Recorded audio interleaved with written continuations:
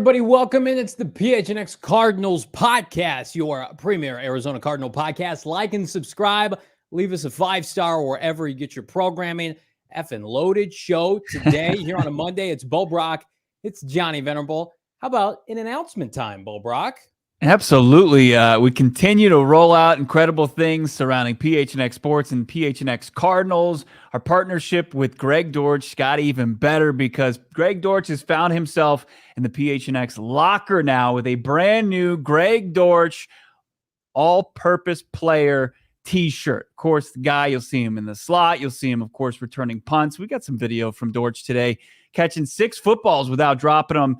While catching some punts there. People usually can't even catch one of them, but you got to catch yourself this t-shirt right now, phnxlocker.com.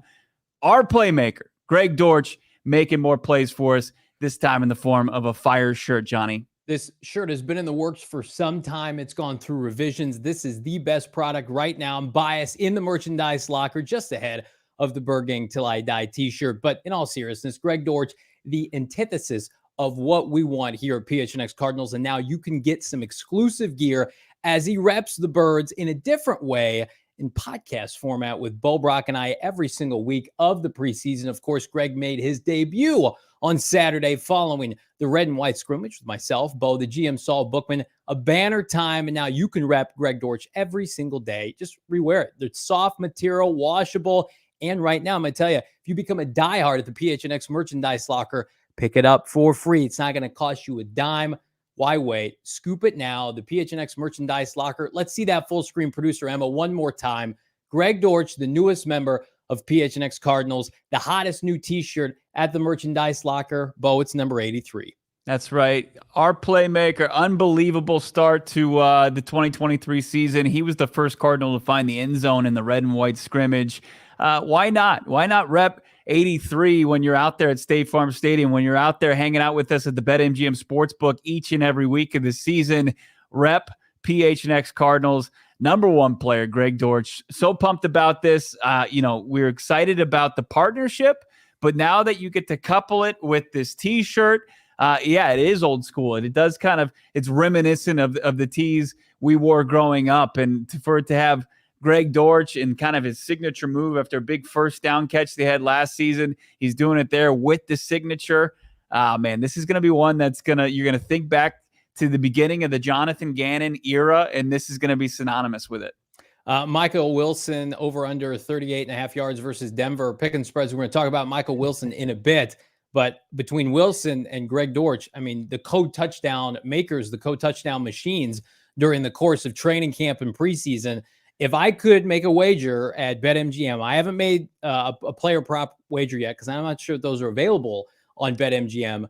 I would do Greg Dortch anytime touchdown this Friday night against the Denver Broncos at State Farm Stadium. It seems like house money. Every time I see a clip from practice, whether it's from Bo Brack or PHNX Cardinals or whomever, it's number 83 finding the end zone for 6, Bo. That's because he has this unbelievable ability to get separation. I mean, the Vance analytics, we said it so many times last year, Johnny. You saw it all over social media where Greg Dortch, when he was getting that playing time that he deserved so much more of under Cliff Kingsbury, and we'll talk about the previous coaching staff with comments from Isaiah Simmons coming up later, but when he got out there, he got open better than anybody in the NFL. That includes the top tier receivers. That includes Cheetahs, Tyreek Hill. That includes Jetta, Justin Jefferson. That includes, Cooper Kupp, even though he didn't play a full season last year. It was Greg Dortch that was getting open better than any receiver in the league. And that's why when he's out there on the playing field, quarterbacks are getting him the ball because they see 83 and then they see wide open space. And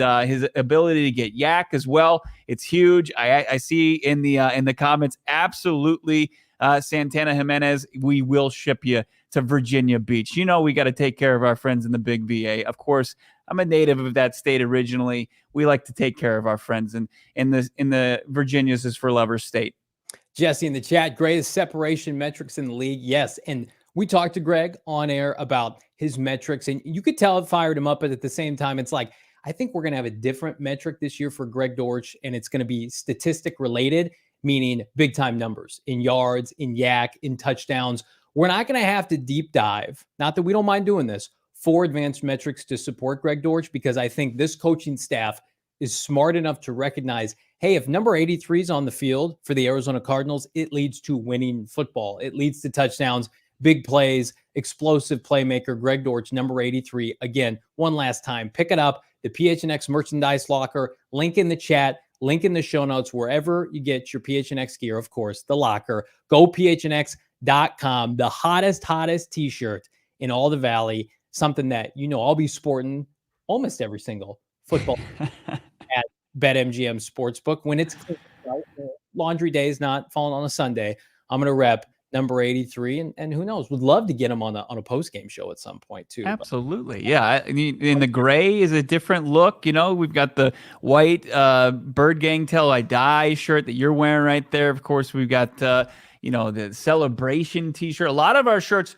are black t-shirts. We got the white, we've got the reds, we've got the kind of old school maroon, and now we've got gray to kind of really diversify your closet. What's up, producer Emma? It's actually a different material as well. So it's a brand new shirt that we're releasing, which is money. This shirt, so it's more of like a old-fashioned retro t-shirt style rather than the others that we have in the locker. More heavyweight, a little more comfortable as well. Personally, this is my favorite shirt. Dylan Richards in the chat, Dortch is going to be a name the whole NFL knows this year. Absolutely. And because I don't think there's anything that's going to hold Greg Dortch back this year. What Greg Dortch needed to have happen last year was out of his control. He controlled the controllables. He made an imprint despite the prior regime. This year, I mean, he's out there. He's active every day, right? He's not hurt, yet he's leading the charge. I think right now he's pushing Rondale Moore for that primary slot receiver. I tweeted it out, Brack. I think the best 3 receiver set on this team includes Greg Dortch, Michael Wilson, and Hollywood Brown, and maybe a little bit of K1 action. Sign me up for that. Sign me up for this t-shirt. You need it now. Absolutely. Dortch making plays for the Cardinals offense, continues to do so, making plays for the Cardinals defense. You said yourself, the number one Isaiah Simmons slanderer in all the land couldn't even help himself from complimenting the Cardinals' versatile defensive player, 8th overall selection from 2020. Johnny, before we get into his comments, let's kind of go back and have you reiterate what you thought about Simmons on Saturday in the red and white. Well, I've been at a handful of practices, and then it culminated at red and white. He's the starting free safety. He's the true center fielder, and he effing loves it. And you're going to hear why he loves it here in a second. But I love it for Isaiah because at the end of the day, you've heard rumblings. Does Isaiah Simmons like football or does he love football, right? Was he a linebacker at Clemson? Will that translate to the NFL? And most importantly, was he put in a position of success by the prior regime? And I will always argue, Bo, he was not. His development was done a disservice by Vance Joseph, Cliff Kingsbury, and Steve Keim. So this is his true clean slate. Now, the Cardinals opted not to pick up Simmons' 5th-year option. What's he done? He could pout, right? He could ask for a trade. I know definitively, like, teams have sniffed around Isaiah Simmons. Cardinals said no. They want him on the field for them this year. Is it beyond this year? I don't know. But at least for 2023, this is the most comfortable Isaiah Simmons has looked, bar none, since his last year in the ACC. I'll double and triple down on that. He looked really good on Saturday scrimmage. Almost had a red zone interception, broke up a pass, lit up Rondale Moore at the goal line.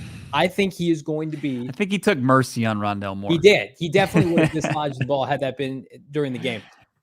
Isaiah Simmons is going to play as free and easy as he's ever played. We said that on the post-game show. He reiterated that today.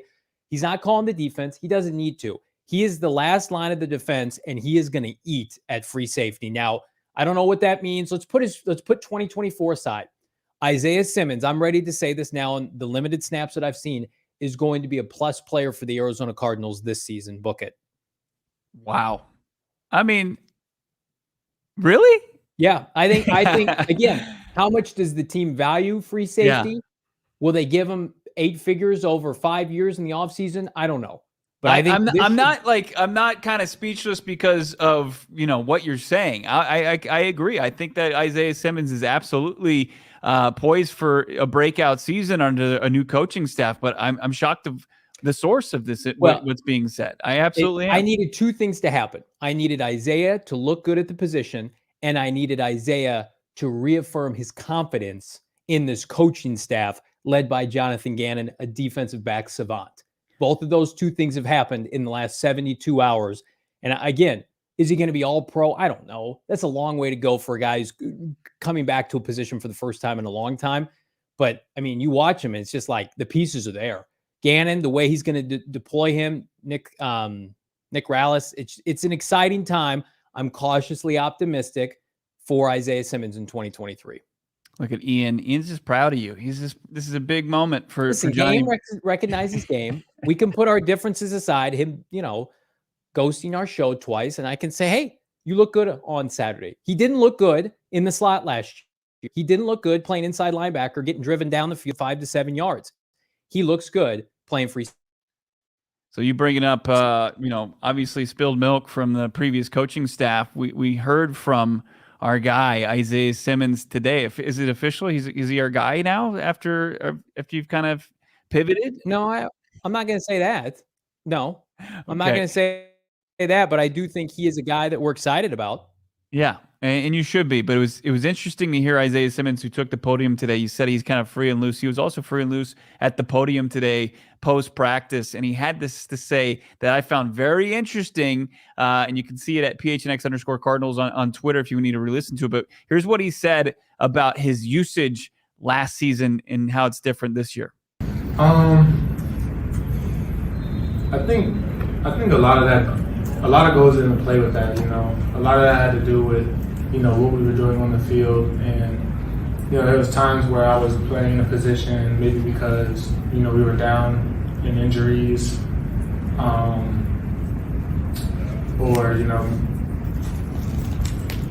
don't really want to say. It's just certain circumstances that kind of played into me playing in some positions last year, opposed to maybe doing what was best for me.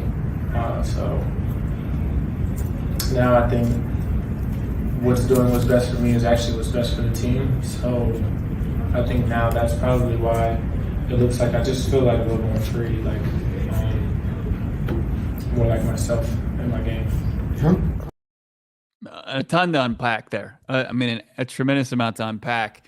There, he stopped himself, and you'll see him in the video. He stops and he looks over off camera, and that's where a Cardinals media staff member is, and he kind of slowed himself down from saying, and then he kind of gathered himself and said circumstances, obviously that were beyond his control, and obviously what the previous coaching staff, defensive staff wanted to do with him, and maybe out of necessity, he had to play different positions, and they were doing things that was going to be best for what they felt was best for the team, but not necessarily best for Isaiah, where Jonathan Gannon, Nick Rallis are taking this, uber versatile, extremely talented former first-round pick, a guy that was highly successful and played at an absolute high level at Clemson, and they're doing what's best for him and is going to translate to what's best for the Arizona Cardinals defense.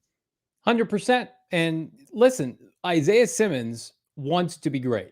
Isaiah Simmons is candid that, I've heard the criticism. I struggled last year, but again, I don't know if I can say this or not. That's like asking, James Conner to play guard, right? That's like the equivalent of watching Isaiah Simmons play slot corner last year. And we all questioned the decision at the time. And it's like, well, what are you doing? There are people out there in the draft space that have been adamant since day one that Isaiah Simmons should be playing safety. And the Cardinals, for whatever reason, said, no, he can play linebacker in the NFL.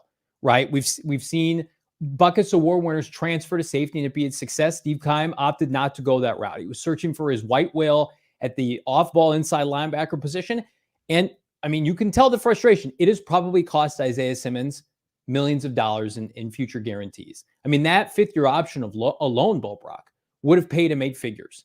Now, maybe he can recoup that with a big year, and I'm sure that's what Gannon and Austin Ford have said to Simmons. Whether it's here or elsewhere, you fall in line with us. We'll put you in the best position to have a huge year for us individually, statistics-wise. We'll set you up with a nice payday next spring. But, without that security, we talk about Budda Baker being frustrated with his guaranteed money. Isaiah Simmons goes down. He doesn't have any guaranteed money coming his way after this year. And so I'm sure he's frustrated. It's just like my development was screwed with. I wasn't allowed to play through my rookie mistakes. We all saw that under Vance Joseph. His playing time was egregious in year one. As much as I, didn't love the pick at the time, you'll never hear me say Isaiah Simmons was handled well by Vance Joseph early and often. It was a gross display of favoriting veterans and not letting young players grow into the role, which is what Gannon and Ossenford are doing now. So they're making up for lost time for Simmons. And I'm sure Simmons appreciates that because he's going to have Sundays where maybe he doesn't look particularly great. We know what they're not going to do? Yank him out of the lineup. They're like, no, you have the best skill set to play here, and you're our high-level free safety enforcer. Live or die, we're gonna go with you, and that's reassuring for Simmons, I bet. Vance Joseph was very aware of what the situation was last year with this coaching staff, and that they were going to be in a position. Obviously, saw how the roster was put together, that it was going to be a tough year, and that they had to do whatever they thought was necessary in order to produce results without thinking about, hey, we need to develop these players, or what's in the best interest of the maturation of the younger players and the guys that we want to draft and develop. It was all about, hey, how can we hang on to our jobs when we've been put in this situation where it's really the chances of success were minimal, right? And you heard Isaiah say that like they were just going to put him at linebacker because they needed to, and that's probably, there was pressure from up above from the guy that drafted these guys and what he envisioned was their best role. What did we hear from Steve Keim about Zaven Collins in May? He named him, he tabbed him the team's starting Mike linebacker before we even saw him really take the playing field or the practice field. How'd that work out? And so I'm sure there was riding that, trying to make their bosses happy while trying to keep their job and produce results. And it's just like, it's been brutal. And you can tell that Isaiah Simmons feels like there's a weight that's been lifted off his shoulders, and he's being put in like I think he's taking on obviously what his head coach, what his defensive coordinator, how they feel.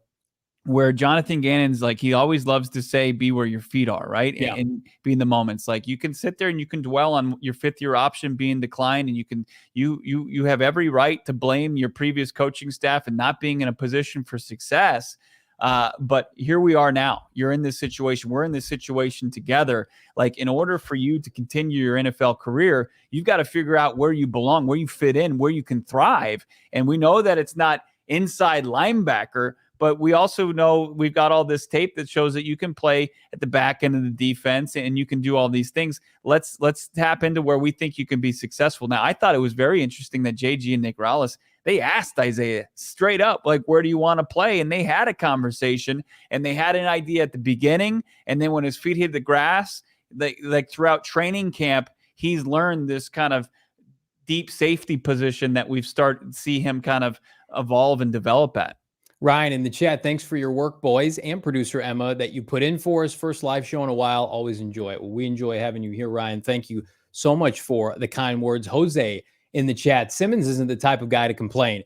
He's just out there doing his best for the job given. Simmons gives all, no matter the situation. I've never argued that he doesn't play hard. I've never argued that he doesn't play through injury. He's not available.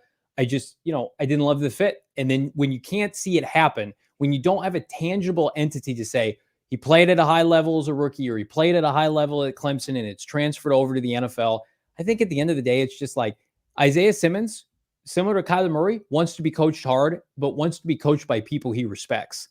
Like, we remember at the end of the year when Zaven Collins and Budda Baker went to Michael Bidwell. You remember this? And they said, we want Vance Joseph to be our head coach. And we joked at the time, it's like, well, no way in hell Isaiah Simmons said that, right? Because Isaiah Simmons, what Budda Baker and Zaven Collins are different than Isaiah Simmons, but that doesn't make Isaiah Simmons a bad guy or a bad football player. Some guys just need different things from their coaches. But man, can you imagine? And again, I've always defended Simmons on this. Your development being so mismanaged. You've played maybe 3 positions in 3 years, none of which are your true natural position, in your opinion. He probably came into the Cardinals during like that combine period and in the interviews and the workouts, and they're like, we want to play at linebacker. And he probably was like, well, okay, I can do that, but I really feel comfortable at safety. And they probably never had that conversation again. Or if they did, they didn't listen to him. I can't imagine what went through Vance Joseph's head last year when over the course of the offseason, you could sign a nickel corner, you could play Jalen Thompson in the nickel, which he's above average at. And they said, Isaiah, you're going to play nickel corner. We're going to play you play press man nickel corner at 6'3", 6'4", and you're going to get exposed. And to his credit, he got better at it. because that's the kind of athlete he is over the course of the year. But it's like, I'm starting at square one again. You got me playing inside backer, and now I'm a backup inside linebacker / part-timer nickel corner. I know it may not end up getting his long-term deal here. This has got to be such a breath of fresh air for Isaiah Simmons. And I'm rooting for him, actively rooting for him, because those comments today, he's not taking shots at people. I think he's just being honest. Yeah. Let's get into more of the comments from Isaiah Simmons post-practice today, just kind of getting into his position and how they've utilized him. I mean, I'm very, very happy. If they came in here and was like, you're going to be a Mike linebacker, then, I would have did to my best ability. But I think that they understood that maybe wasn't my design position I should have been at, and I'm actually happy that they allowed me to just come in and lock in on one position first. And I mentioned that to them. I said, before we get going on anything else, I would like to master one thing first in this defense. And thankfully they allowed me to do that. And it's just naturally carried on to me learning, the free safety, the strong safety, the nickel. And obviously, you learn what the corners do. So, did you ever take? So there you have it. And then, as I kind of mentioned, and he'll go into this in this next clip, as far as him consuming the playbook and how this new role kind of took on even a different look than anybody expected. I feel like I learned playbooks really easy. So I felt like I learned this playbook fairly quick. I started off learning a completely different position than I'm playing right now. And really, I learned this position just now in training camp. So, I feel like this one's fairly, it's a little more simple, but it's complex, but it's a little less to learn than our last playbook we had. So, I think that's just allowed me to really hone in on details a lot faster, opposed to learning such a big bulk. And I just think that our staff does a really good job with the way we install things, and we're not gonna install 20 calls and then go run it that same day. We install things the day before. They give us time to go and study things, as well as come to the meeting the next morning, as well as walkthroughs before practice. So I just think the coach's plan on how they teach it to us is also very key in helping me learn it, as well as the other guys. They've also been real open to ideas of what will help us and what won't. So why do you think? So they're sounds working like a in really concert. healthy environment. Yeah. Sounds like real coaching is happening. It's not it's like when I say jump, you say how high. It's let's work together. This safety room has such an opportunity to be so good. Now I know a lot's going to depend on what happens up front. Those three players between Budda Baker, Jalen Thompson, and Isaiah Simmons. These are guys that could all three go over 100 tackles potentially. They could potentially get the Cardinals out of some jams if teams are cutting up the Cardinals defense up front and gashing them in the run game. These are three guys that have the ability to take the ball away. And that's something that JG once again said about Isaiah Simmons and his progression.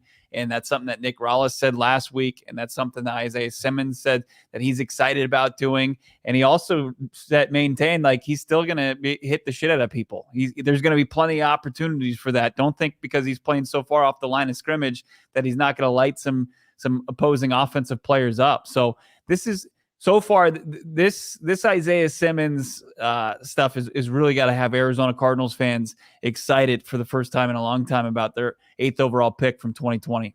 Yeah, fuck around time is over with this team. Ian Keller in the chat. VJ completely hindered Isaiah's development, constantly taking him out of the game. Totally agree. Benching him for less talented vets. Now there's nothing in his way of becoming great.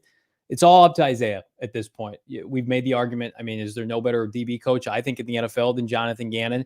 And I think Jonathan sees it as, I got this piece of clay and I can mold it to whatever you want. We've mentioned Gardner Johnson or CJ Gardner Johnson out of Philadelphia having a career year.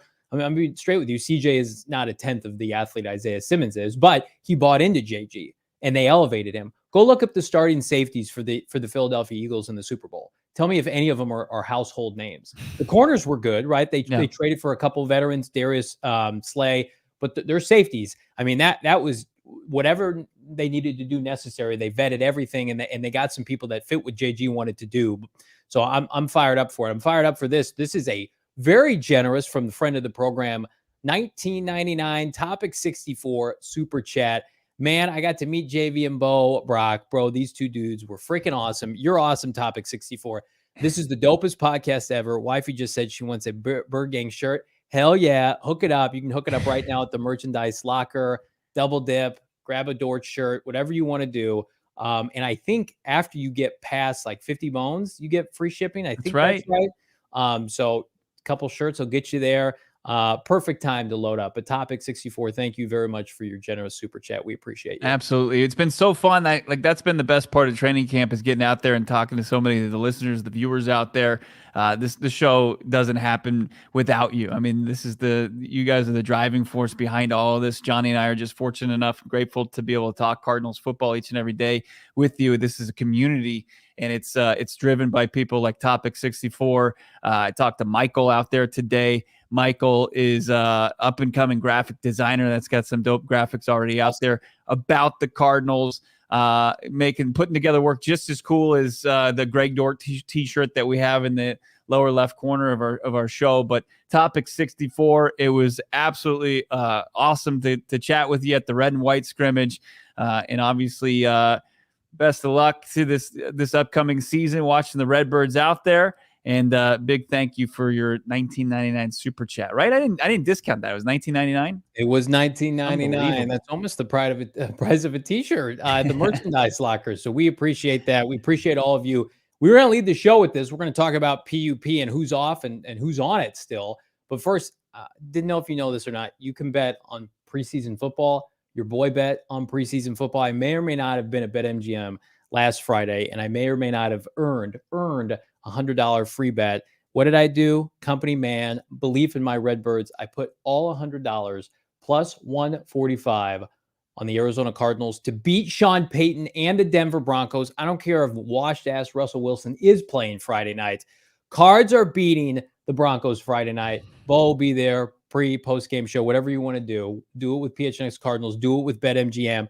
And I'm looking to cash that ticket. In the meantime, sign up for BetMGM. Use that bonus code PHNX. Now, there's a few different offers depending on where you live, but for our folks here, our friends in Arizona, place your first bet offer, receive up to $1,000 back in bonus bets if it loses. Check out the show notes for full details, and now listen to our guy, Shane Diefenbach, talk about it in the disclaimer. Gambling problem? Call 1-800-GAMBLER. Colorado, D.C., Illinois, Indiana, Kansas, Louisiana, Maryland, Mississippi, New Jersey, Ohio, Pennsylvania, Tennessee, Virginia, West Virginia, Wyoming. Call 877-8-HOPE-NY or text HOPE-NY 467-369 New York. Call 1-800-327-5050 Massachusetts. 21 plus to wager. Please gamble responsibly. Call 1-800-NEXT-STEP Arizona, 1-800-522-4700 Nevada, 1-800-BETS-OFF Iowa, 1-800-270-7117 for confidential help Michigan, 1-800-981-0023 Puerto Rico, in partnership with Kansas Crossing Casino and Hotel. Visit BetMGM.com for terms and conditions. U.S. promotional offers not available in D.C., Kansas, Nevada, New York, or Ontario. If you follow at 4 Peaks Brew on Instagram, you knew that the pumpkin porter was tapped and it's being rolled out into the valley as we speak. It's already at the 8th Street location in Tempe.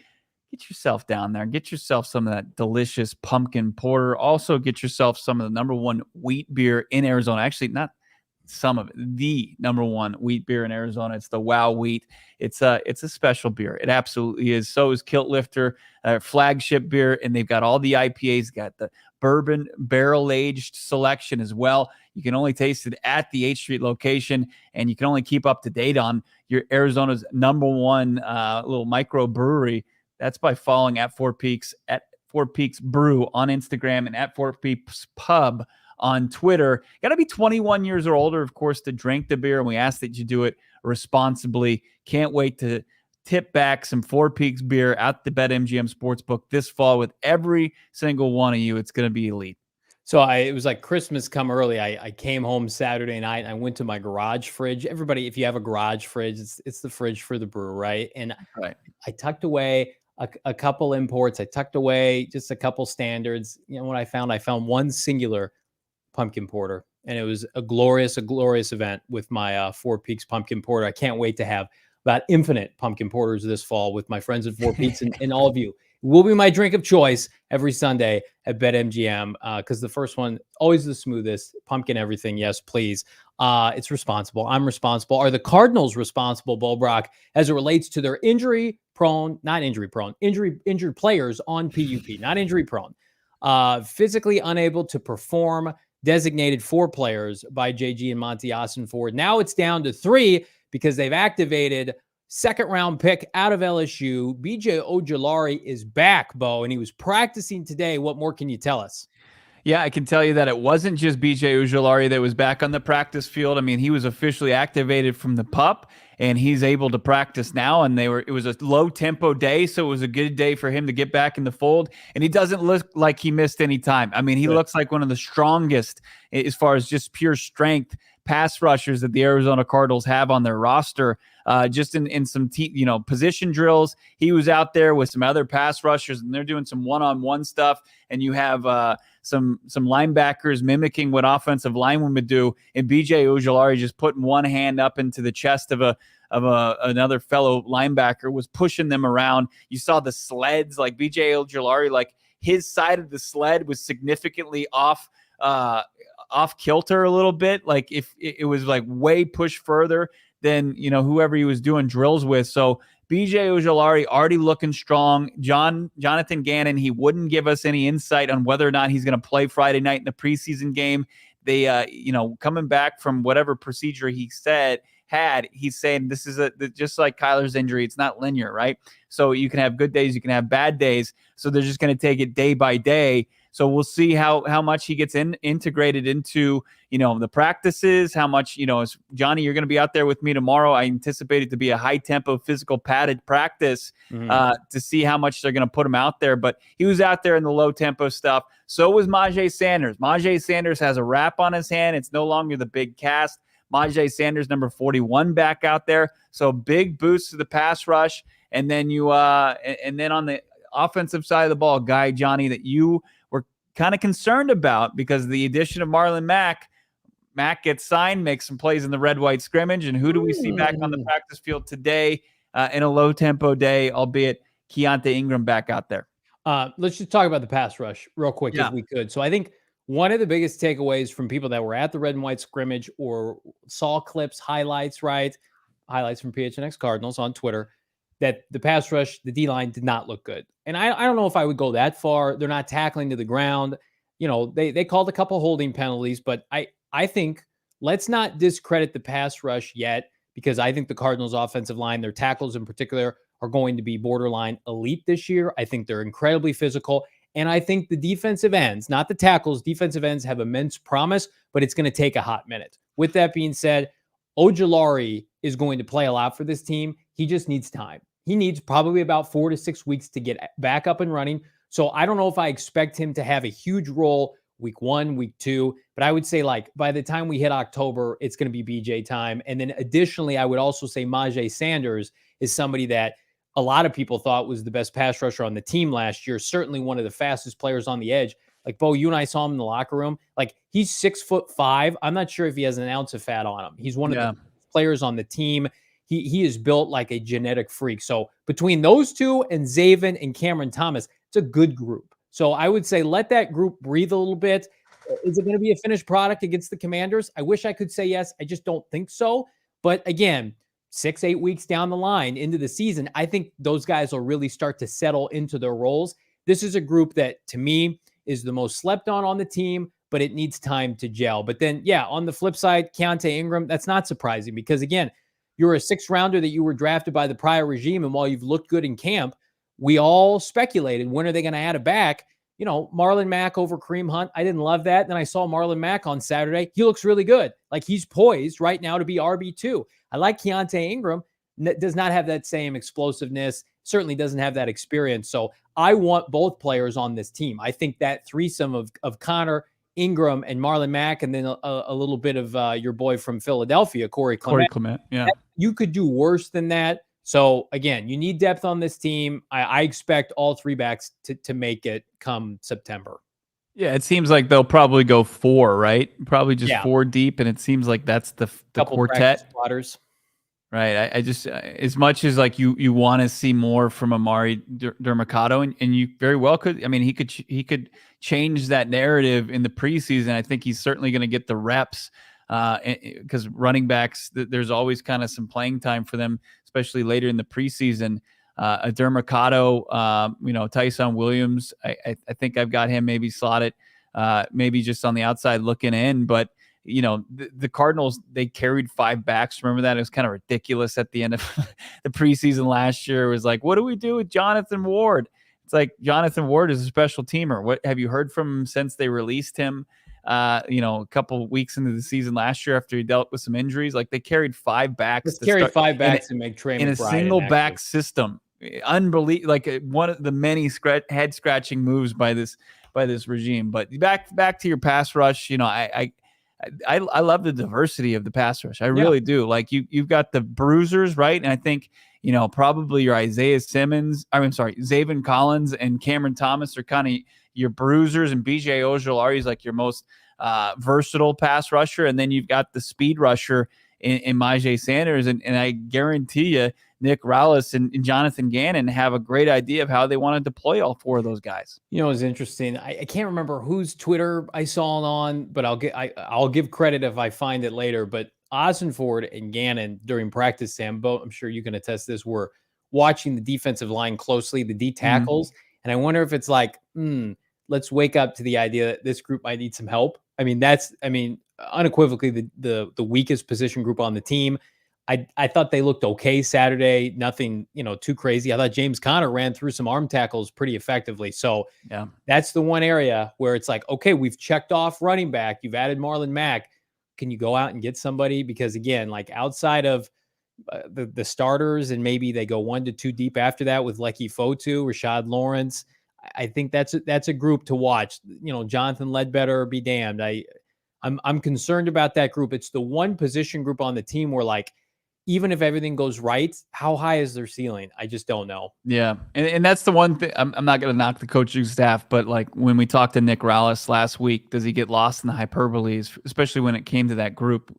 We got that clip up on the Twitter account at PHNX _Cardinals. And it's, he likes from top to bottom, he likes that group. He likes, the competition going on there. But I mean, can you tell me anybody that's rising to the occasion, that's grasping hold of that job, where it seems like, hey, I can tell you, the 6 to 7 guys that are in the mix for the offensive line, I can tell for 5 spots, right? I can tell you what the cornerback group looks like. I can tell you what the wide receiver room looks like, but it's like the defensive line. It's just like they're just trying to figure out who can compete at that spot. And nobody has just locked that down. We've seen Ledbetter. We've seen Lawrence. We've seen Fotu. We've seen Strong. We've seen, Carlos Watkins. I mean, and it's just been, okay, and you're right. I was standing right there. I don't know who it had to have been, like Tyler Drake or somebody else that was standing us, because there was Gannon there. There was Monty Ossenford, and they were hitting sleds. And it had to have been going through their mind, like, okay, what are we going to do with this group? Are we going to have an opportunity to upgrade it even in the slightest amount? I got to imagine that's a concern of theirs, because that was such a strength of the Philly team that they came from. Ryan in the chat, that's why you draft SEC ass kickers, Johnny, probably. Yes, Ryan, I'll double down on that. Somebody said this to me recently. It's really smart. The Cardinals next offseason need to go get the equivalent of Paris Johnson Jr. on the defensive line. That's a problem for tomorrow, but it's like, if that's not priority 1, 2, and 3 of their scouts this fall, I don't know what is. Because again, I love Marvin Harrison Jr. and he's the exception, but I mean, it's just not good enough. And those kind of blue chip players, those 5 and 3 techniques don't hit the open market. So it's like, you can try to get lucky, but like to your point, but like, who's cutting a starting defensive tackle that's worthy of a roster spot at this point? It's probably not going to happen. You really have to lean on Monty Ossenfort's forte, right? What we hear about him when he got hired is he was just kind of a waiver wire warrior. He was able to find guys that fit, his coaching staff that he's working for the front office. Now he's the GM of. He did this in Tennessee. He was able to find guys to fit Mike Vrabel's, offensive or defensive staff and their scheme so well. and they were able to, like last season until they fell apart at the end of the year with all the injuries and that stacked up, they fell, apart last 7 games of the season, but they rose out of nowhere to winning the regular season in the AFC. They had the playoff bye the previous season, and they had one of the most injured rosters in the league. And that's a testament to, I think it was Robinson who Monty Osfort was working under, is who the GM in Nashville there. So can he kind of find a diamond in the rough? Is there a name that, he's monitoring? Is there a couple names that he's monitoring that people, a team's going to view as garbage? And Monty Osfort's like, okay, there's our gold for our defensive line. And, is it likely? Probably not, because it's such a premium.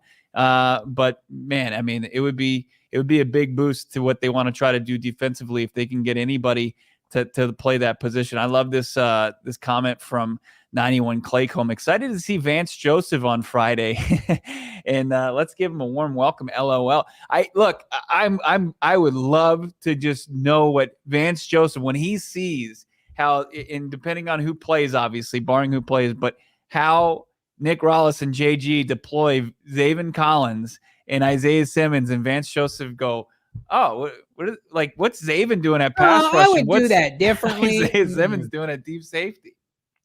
I would do that differently, guys. I think I would put them both at inside linebacker, slot corner. That's not how Vance talks, but you know what I'm getting at. And then I'm going to go do a lap around the block with my assistant coaches to just kind of talk about where we're going to be coaching next year. He somebody's probably shows Vance Joseph their new Porsche, and he's like, "Oh, that's great. It probably drives in this parking lot great." Like, oh no, I take it out on the I-10. And like, why would you do that? Why would you want to use it why would you want to maximize its ability? That's crazy. B's in the chat. Wonder what JG thinks of Marco. Has all the tools to be a top flight corner in this league. I don't know this definitively. I think it's going really well. And I know a lot of people are like, they saw a video of Michael Wilson, like cooking Marco Wilson. I would say, I think that says more about the 3rd round pick out of Stanford. I think Marco's had a pretty solid camp. Bo, you might be able to attest to this. And like, he's their number 1 corner for better or worse. So I don't know. He's got all the athletic ability you want. I'll defend it to the end of the earth that, like, had he not thrown a shoe, he's a top 2 to 3 draft pick. And I also think when Garrett Williams comes back, which I think is going to be sooner rather than later, that's a really athletic duo that you have. And then you mix in Jalen when he comes down to play slot corner. The secondary is the strength of this team, the back 7. If we can we just get to 3rd down? Because I think if we can get to 3rd down, I don't care what the down and distance is, and you're asking some of these garbage quarterbacks that the Cardinals are going to face early to throw, like, can we get Sam Howell to have 30 attempts week 1? If that's the case, the Cardinals are winning that game. Can I get Daniel Jones and his turnover happy ways going 30, 35 attempts in week 2 at home? Because Marco Wilson, Budda Baker, Isaiah Simmons can all take the ball away, Jalen Thompson. So we just got to get to 3rd down. But long story short, I think he likes Marco. Yeah, I mean, as long as Ron Rivera doesn't run the ball 45 to 50 times and just gash this defense up front, and gets maybe a little either bored or silly with his play calling. Who is it? Eric Bieniemy there. Like, if they maybe hoist the ball up, I mean, there's going to be opportunity for this defense to make game-changing play and help out things up front and help out their offense. So we're a long way from that, though. I love the comments. The chat might be in midseason form right now. They're crushing it right now. As far as the BJ homecoming, as far as our friends over at DNVR, I wonder how they're. Do you think they're having to get in the spend zone when they're talking about their new defensive coordinator on their coaching staff? I think they think that Sean Payton, and to their defense, I would think this way too, is the magic elixir. It's not going to matter because Dennis Allen was pretty bad when he joined Sean Payton in New Orleans, and they made that work. But again, there's no Drew Brees, right? There's no Michael Thomas. There's no Alvin Kamara. We'll see how that works. But I feel like they could move on from Vance after this year if they wanted to. Like, Sean will not double down, triple down on mistakes, and Dennis Allen might be available to join him in Denver next year. So I don't know, man. Like, Vance was steady enough when the defense was stacked and loaded, but man, just, you could never ask him to elevate young talent. And that's the biggest indictment. And they're not doing that in Denver. Like, they're trying to go all in because they know Russ's arm's about to fall off. So they got to make the most of this next 2 to 3 year window. So, they're probably gonna pump it full of the Ben Niemans of the world and just ask Vance Joseph to keep it steady. Don't give up 40 points a game. Right. We know all about that. Quarterbacks with their arms about to fall off. We know all too well about that currently. Yeah. But the cornerback situation, I don't necessarily disagree with free matter for the blind. I mean, I think it is a big season for Marco Wilson and all the good things we said. I mean, the pressure is on, and I think if he can be successful as CB1 and kind of parlay the end of his 2022 season where he was really solid the last 3 to 5 games into a solid season this year, I think that he becomes an extension candidate going into his 4th and final year of his rookie deal. And then like Garrett Williams returning at some point. I mean, we talk about BJ Ojulari coming off the PUP, could Garrett Williams be a candidate, coming off the non-football injury list? He's on the NFI. It's the same as the PUP, but his injury happened in college, where BJ's happened while he was a member of the Arizona Cardinals organization. If he comes back, I think it changes the perception of that room immediately. I agree with that. I also agree with this. Michael Wilson, aka Michael Thomas. You'd be nuts not to watch him and say there's something there. We're going to talk about route runner. He's not just a slot king. He's not just a slot boy. He's a big boy. We're going to talk about him in a second, how he maybe compares to some other notable Arizona Cardinal rookie wide receivers. I'm going to tell you what's notable for me. My physique, your boy's bod, after some Factor meals, because right now I am on my 3rd order of Factor meals, the premier food delivery service, because, Venerable household, we got a lot of things going on. I got 2 kids. My wife's got her hands full. And it's like, I don't have time to chop up a bunch of food. I'm sure it's going to be great and eat it in about 45 minutes to an hour. I need something plug and play, right? I need Isaiah Simmons at free safety, plug and play. 7 minutes in the oven right now, Factor meals. In the meantime, pop in a chocolate shake, mango shake, whatever you want to do it with Factor meals. There are a lot of food services out there. It can get overwhelming. I'm going to tell you right now, I've tried a bunch of them. This is the best meal service you will ever have. Head to factormeals.com. You want to insert the show code. I'm going to tell it to you. PHNX Cardinals 50, all one word. Use that show code, 50% off your first order. That's PHNX Cardinals 50 at Factor Meals. They've got meals. They've got breakfast. They've got snacks, substitutes, whatever you want to do. You could spend hours on there. You're not going to spend hours making your food because it's ready to go. Comes frozen. You put it in, almost kind of like your traditional like microwave dinner. Right. Comes out. It's like premier food that you will not be sorry that you ate it. You're going to be sorry when your pants are falling off because you're going to feel so good about yourself. Again, that's factormeals.com. Promo code PHNX Cards 50. I love it. You guys will love it. I promise you that. I was gonna say something, but you never know who you're gonna have you're gonna push products for. But that's a premium quality meal service. Obviously, not at a premium quality price. So are Shady Rays. ShadyRays.com. Take advantage of the #1 deal of the season, the summer season, as it continues, as the sun is still high in the sky and just bearing down on you here in the desert. Make sure to use the promo code PHNX for 50% off 2 or more pairs of premium polarized shades from our friends over at Shady Rays. Protect those eyes and look cool while doing it. Look at their full product line, ShadyRays.com. You can even check them out for yourself in person at the store up north in North Scottsdale in the Kierland Commons area. They've got a Shady Rays store where they've got all their products on full display. Check out that brand new location and then go online and use that promo code PHNX exclusive for our listeners to get 50% off 2 or more pairs of polarized sunglasses. Try for yourself the shades that are rated 5 stars, the perfect 5-star rating, not just by Johnny, not by myself, not just by producer Emma, but by 250,000 people. It's unreal. ShadyRays.com, code PHNX. Be smart, order Shady Rays. Don't be dumb and be this guy on Twitter. Oh, don't talk up Michael Wilson. It's early. Oh, no. Cardinals have other options. I've heard that so much on Twitter. I get it, guys. Training camp high. Oh, he's a 3rd stringer. Give it time. You can't anoint him already. I'm sorry. Are you at practice? You gotta be doing the typing. Red and white scrimmage, 2 touchdowns with the first starting team. I can't be excited about that. Right. Okay, so Michael Wilson was a 3rd-round pick. He was hurt at Stanford.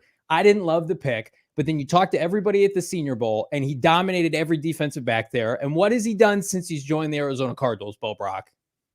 He's been productive. He's just been making plays day after day. He's got the Greg Dortch syndrome, which is the best case to have, right? You're out there and you're just making play after play after play, whether it's training camp, whether it's just a low tempo practice, whether it's, scrimmage, or if it's a preseason game or regular season game. Call your name, call your number, go out there, make plays. He's going to be a starter week 1. He's going to play 70% of the snaps. Like, you think Gannon and Austin Ford and Drew Petzing would play him this entire offseason, say you're going to be with the first team, even though Hollywood's in and out, we like Zach Pascal, and then to abruptly pull him? That we just went over this. This is not Vance Joseph. He's going to play a lot. Now, he's got to stay healthy, right?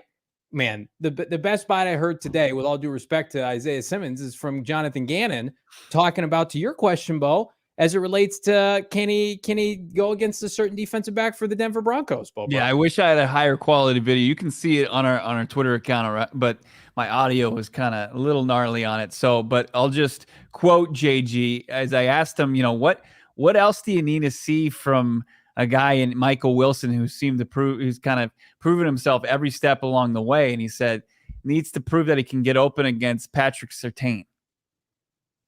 How many guys can do that? Maybe like 5 in the NFL. Every time I look up, he's scoring touchdowns. He got so many targets. I put a tweet out. He was leading the team in targets, and people ran with that, and they thought I was saying he's going to lead the team in targets this year. He fucking might. I don't know. Let's wait until December and January. In the meantime, I want to do a litmus test because I think he's earned it with the offseason that he has. And I know he's going to be playing a preseason game this Friday, and he's going to dominate. But in comparison to some notable Arizona Cardinal rookie wide receivers, let's see where we can place this phenom out of Stanford. Producer Emma put together this graphic. It's fantastic. Notable rookie Arizona Cardinal wide receiver seasons. It's great, but it's sad at the same time, because if you don't look at this, there are a hell of a lot of busts out there like Andy Isabella. But, I mean, you look at this landscape: Quan, Q, Larry Fitzgerald, Michael Floyd, John Brown, Christian Kirk. If you had to put it, I'm going to put Bo Brack on the spot right now. Where does Michael Wilson fall this year? Where in the litmus test of statistics and touchdowns are we getting from number 14 in 2023? I think he's going to land in the John Brown, Christian Kirk category. I think that he's going, and I don't think that that's unfair. I don't think that that's sleeping on the young man out of Stanford, but, there still is, a hierarchy. There still is going to be players that are going to be favored and targeted. And, when Hollywood Brown gets out there and when Zach Ertz returns, Trey McBride gets fully healthy and he's greenlit to make plays for this team. There's a lot of playmakers out there. And I think that what John Brown, what Christian Kirk were able to do in their first season as rookies is they had an affinity to make big plays. And they made big plays because defenses were sleeping on the talent that was running routes against them. And I think, if he's anything close to what Smoke did for Bruce Arians in 2014, I think that the fan base is going to be happy and content with that. This is not a knock. I'm not knocking him saying, no, I don't think so. He can get close to 50 catches, close to 700 yards receiving and 5 touchdowns. I don't think that that's out of the realm of possibility. I think any Cardinal fan would sign up for that. Especially after they draft him, it's like, where does he fit in? You got D-Hop. Now it's just like, how soon does he anoint himself as maybe not the number one receiver, because Hollywood's still Hollywood, but like the second option in the passing game. And he's got to stay healthy. But he's a 3rd round pick. He's one of the last picks of the 3rd round, and he's out there, and you would never know it. You look at the kid; it looks like he's been in the NFL for 5 seasons. So I'm right there with you. I think, can we find a sweet spot of 5 touchdowns, 5+ touchdowns, which I think he'll hit? And then I'm not too worried about the catches so much. So like over 600, 650 yards. It's a really nice season because, Christian Kirk, what was frustrating about him is he would kind of hit a crescendo and then that would be it, right? He had a ceiling. He'd hit like 600 yards, like 3/4 of the season in, and then that was it. He would disappear. Right. So I like Christian Kirk's numbers that you saw there as a rookie season, very similar to his numbers like each of the next 2 seasons with the Cardinals. Now they finally moved him to the slot, and that's what he's played in Jacksonville, and he finally, hits the century mark this year with 1,000 yards. But I think he's going to be given so many opportunities, whether it's with Colt or Kyler, assuming he can stay healthy. I just don't know how he doesn't get there, especially with 17 games this season. If he plays, let's say hypothetically, he plays 15 out of 17 games this year, he's hitting 600-700 yards. with what I've seen from him, Zach Pascal, I think will probably, if he starts over him week 1, will find his way back to a backup, special teamer, mix and match. And by the way, Brock, like there are going to be games I think that Hollywood Brown is going to miss with his injury concerns that he's had. So it's like Zach Pascal, Michael Wilson might be your starting receivers on the outside on certain weeks of the season, especially with how they want to run the football. When they want to run the football, Michael Wilson's in there. And you're telling me he's not going to play a ton? It just that drives me nuts. Because at the end of the day, it's like you're going to get opportunities when you're on the field. The only way you don't get opportunities is when you're not on the field and when you're injured. And if he avoids that, I mean, the sky's the limit. So fired up and happy for this young man. Yeah, Michael Wilson even made his way into the discussion unprompted from Isaiah Simmons today. I mean, because he made a good play in knocking an interception out of Simmons' hands that was in the end zone from Colt McCoy in the red-white scrimmage. He just went out and said, Michael Wilson actually made a really good play on that ball to make sure he didn't come down with it. And, I mean, you talk about a team, a coaching staff that's preaching the details. You got a rookie that's able to save you from a turnover in a big situation. And that's just as important as making the plays as far as moving the chains and, of course, scoring 2 touchdowns like he did on Saturday. So, Michael Wilson, I know the hype train it's probably off the rails at this point, but yeah, look, that's fine. I think if there's a humbling moment on Friday night, if he gets shut out, then we'll come back to it, right? And say, hey, is this something that we might have that we were getting too far ahead of ourselves? I don't think so. I really don't. Think about the context of what Gannon said today. Like, Michael Wilson is not going to be playing in the second half of this game. At least I don't think so. Where is Michael Wilson playing? With the starters against Patrick Surtain on Friday night. That's the plan. So whether or not he can get open, I'm not going to say is irrelevant, but like they're telling you everything you need to know about this kid by where they're putting him out there on Friday night. Like, sure, he could mix and match. Hollywood may not play. It's like, I'm going to turn on your TV. And it's like number 14 is out there with Colt McCoy and the ones and Paris Johnson. There's DJ Humphries. And there's the 3rd round pick. How many more periods of time, weeks go by, practice go by? It's just like, hey, you know what? Michael Wilson's with the first team. I don't know, the last 3 months, maybe he's going to be pretty good this year. And a lot of it could be a byproduct of, and I said this to Bo on Saturday, it's like, well, the Cardinals may not be very good. I don't care about that. Like, Michael Wilson is going to get his. If he's healthy, I don't care who the quarterback is, because I think his game translates, Bo, really well to quarterbacks like Colt McCoy, because he gets separation and he will dominate the intermediate part of the field. What have the Cardinals been missing the last couple of years since Fitz retired? It's like Hollywood Brown can take the top off the defense. Let's get small and get guys who can run 4-2. What about big physical wide receivers that can get 10 to 15 yards downfield that can keep the chains moving, right? That's what you tried to have with A.J. Green until he fell off a cliff last year. But I think he is going to be the perfect kind of player to get a bunch of targets in this offense. Was he even on the cliff to start the season? I don't even think he was. I mean, I think he was already. No, I mean, they re-signed him, and he just wasn't. He wasn't what he was the year before. Yeah, and Michael Wilson, and you can compare him all you want, but like I think Drew Petzing envisions at the end of the day Michael Wilson playing the Amari Cooper role that Cooper played last year in the Cleveland offense. And that's right now occupied by Hollywood Brown. And Hollywood Brown's going to make plays in an important season for his career in a contract season. But, who at the 3, 4, 5 years down the road is going to be, the vocal point in the passing game? Who's got the better opportunity to do it? It's a good debate, right? I don't want to just completely not give Hollywood Brown, the flowers there. But I think Michael Wilson, because of his size, the size was a big part of what Cleveland wanted to do in the passing game at the wide receiver spot. It was the entire part. And Wilson has that. He possesses that. And I think Austin Fort, Petzing, Gannon all share that vision. I just feel like we're going to be sitting here this time next year, and you're going to have a certain receiver from Ohio State playing outside, and on the other side, it's going to be Michael Wilson, and then it's going to be Greg Dortch in the slot, and it's going to be championship time.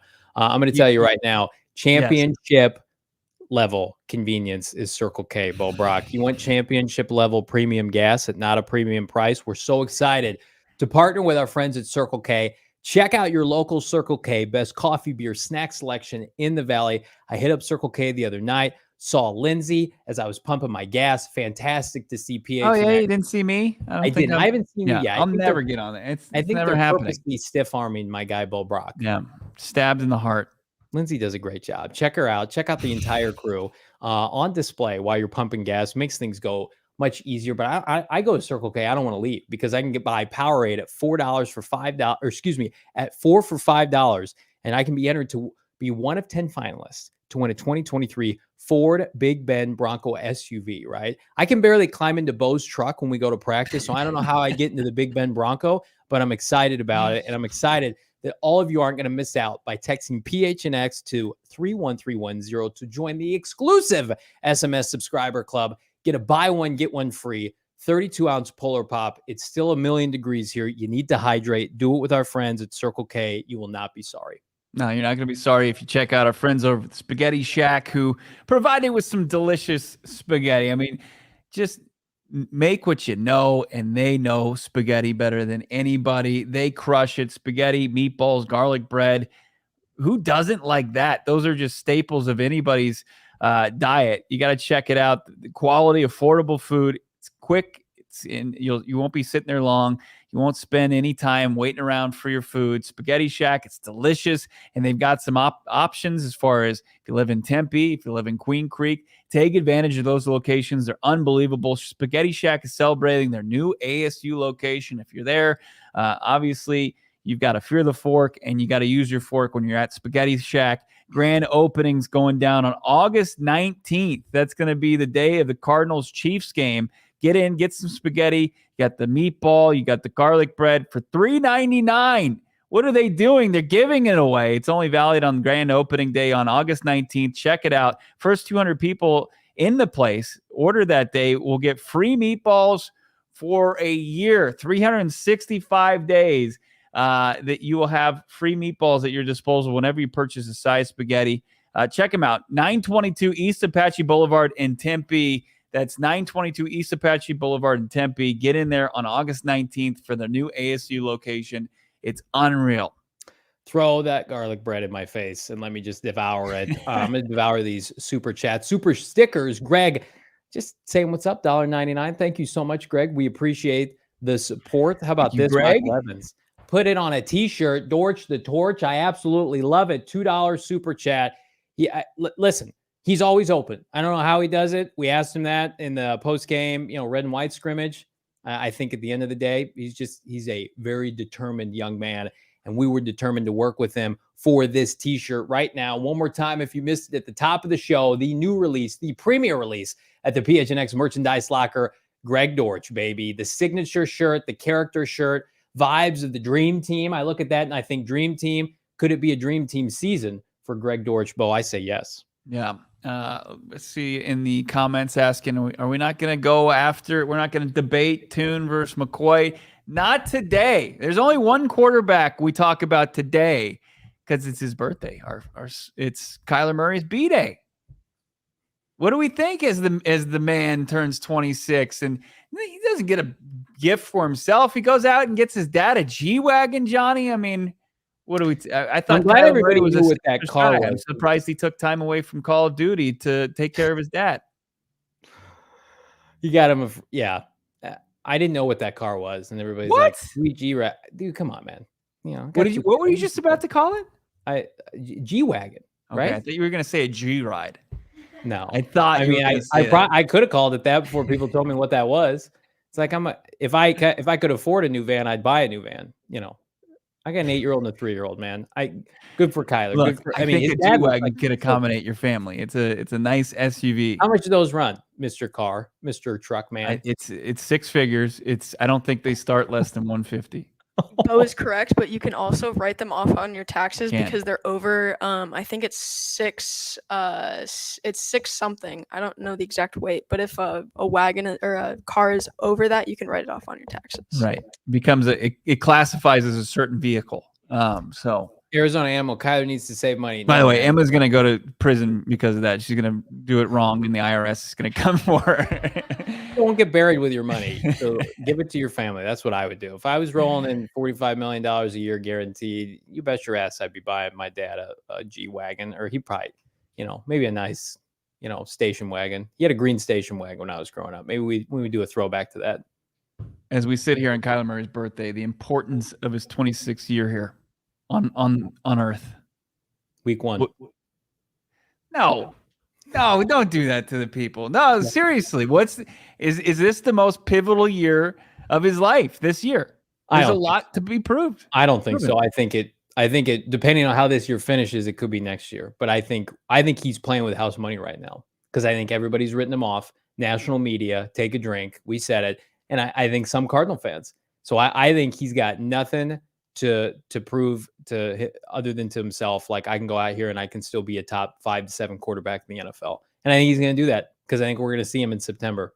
And he's going to put this team back on the map just like he did in 2019. So I have no doubt about that.